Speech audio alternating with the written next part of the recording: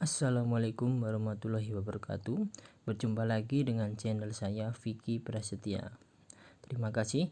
Ya, kali ini saya akan membagikan sebuah informasi di mana di sini adalah tutorial untuk mengecek atau mencari mahasiswa aktif di kampus yang berada di Indonesia, entah kampus negeri maupun kampus swasta.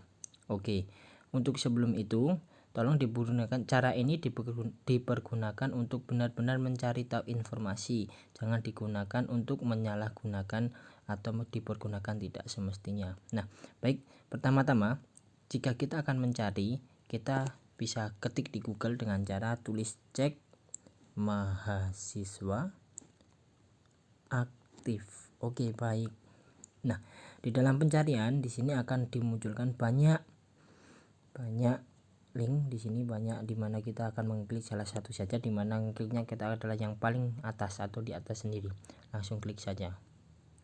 Baik, nanti akan keluar seperti ini di halaman yang akan kita cari ini. Nah, di halaman ini kita langsung saja mencari atau menuliskan nama yang akan kita cari.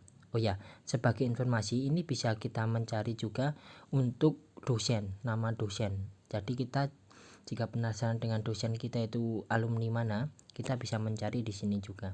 Baik, sekarang karena kita topiknya adalah mencari mahasiswa, jadi kita akan cari mahasiswa. Baik, sebagai contoh di sini saya akan mencari nama saya sendiri.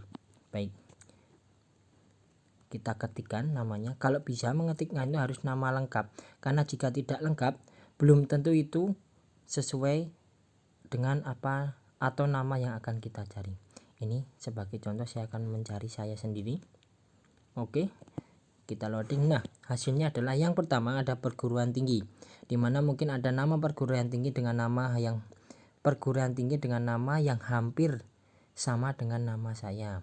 Jadi ini tidak ada ya perguruan tinggi. Yang kedua ada program studi, itu juga tidak ada nama saya. Yang ketiga ada dosen. Nah, jika saya menjabat menjadi dosen dan terdaftar, biasanya akan keluar di sini, dimana kita akan bisa mencari juga dan mencari tahu alumni mana dosen tersebut. Nah, tapi karena topik kita di sini adalah mencari mahasiswa, jadi saya akan menunjukkan cara mencari mahasiswa. Baik. Nah, di sini muncul 3, karena memang benar saya berkuliah di 3 kampus tersebut. Yang satu ini adalah S1, yang bawahnya S2, yang nomor 3 adalah profesi. Nah, baik, saya akan memberikan contoh yang S1 dulu. Nah, di S1 ini ada keterangan nama, jenis kelamin, perguruan tinggi, program studi, jenjang, nomor induk mahasiswa atau NIM, semesternya saya pertama kali masuk, lalu ada statusnya, apakah saya pindahan atau peserta didik baru yang mendaftar dari situ. Lalu di sini ada status. Nah, jika sudah lulus, keterangannya akan ada tulisan lulus dan ada nomor ijazahnya. Nah, di bawahnya pun ada riwayat studi kuliahnya. Jadi jika kita kuliahnya pas, ini kan alhamdulillah saya 4 semester, berarti 8 pas. Nah, ini sebagai contoh. Riwayatnya pun juga ada, mata kuliah yang kita ambil. Jadi di sini sudah sangat lengkap. Beberapa mungkin kurang tahu jika kita bisa mengecek dengan cara ini. Oke, baik. Karena ini adalah contoh yang lulus, sekarang saya berikan contoh yang belum lulus, dimana di studi S2 saya. Aslinya saya sudah lulus, cuma saya tinggal menunggu wisuda. Tapi di sini keterangannya saya dikatakan belum lulus. Nah, sama seperti tadi, nama, jenis kelamin, perguruan tinggi, program studi, jenjang. Jadi nanti S1, S2 pun di sini ada keterangannya. Atau S3 atau profesi. Nah, keterangannya belum lulus. Nah, ini karena S2 adalah 2 tahun, saya juga alhamdulillah pas 4 semester. Tapi karena di sini mungkin belum diperbarui dari Dikti, jadi mungkin saya masih ditulis belum lulus. Riwayat studinya pun juga ada. Oke, baik. Untuk sedikit informasi, saya S1-nya mengambil bimbingan konseling, lalu S2-nya saya mengambil psikologi. Nah, ini yang ketiga, saya juga mengambil pendidikan profesi. Nah, ini namanya, kalau ini memang saya belum lulus karena saya sekarang baru masuk di semester 2. Dan ini ada nomor induk semester awal, saya masuk di semester ganjil, dan ini saya peserta didik baru dan saya belum lulus karena saya masih masuk di semester 2. Dan ini riwayat studinya pun juga ada. Jadi seperti itu jika perbedaan yang lulus dan belum lulus. Jadi jika kalian mengecek rekan kalian memang benar-benar di kampus tersebut, pasti hasilnya akan ada. Dengan catatan kalian mencarinya dengan harus nama lengkapnya.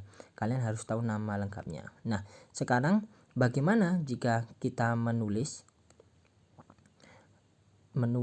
nama orang yang sudah pernah berkuliah di tempat tersebut namun tidak lulus?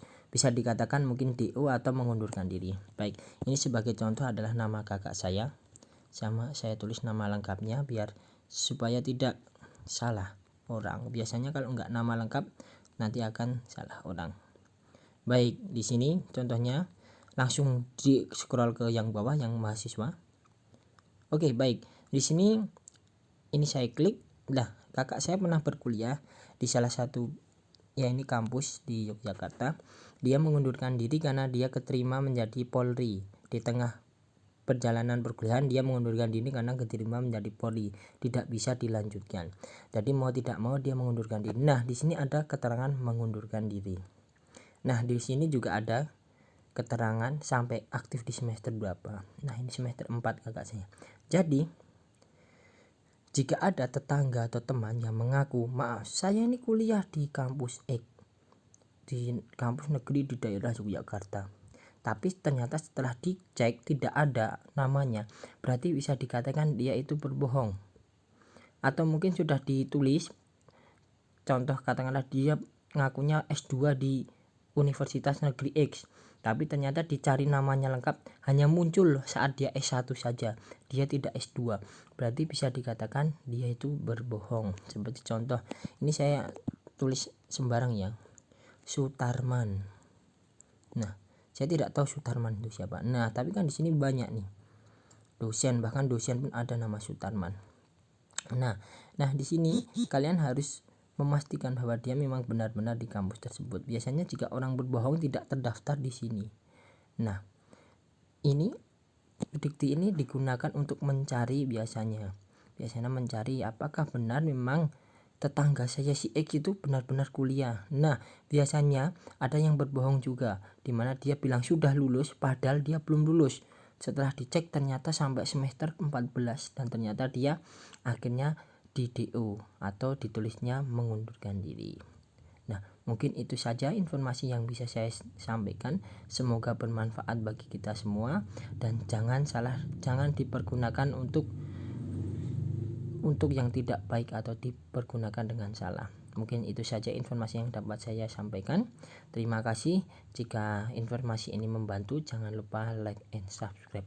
Terima kasih. Saya ucapkan, saya tutup. Wassalamualaikum warahmatullahi wabarakatuh.